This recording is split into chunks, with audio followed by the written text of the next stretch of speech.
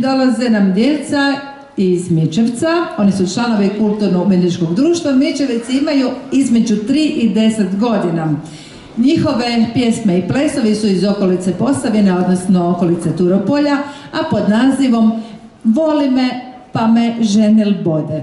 Autorica koreografije, voditeljica skupine pjevanja i garderobijerka, sve u jednom, Jasminka Podleja, a voditelj glazbenog sastava je Jasmin Ramić.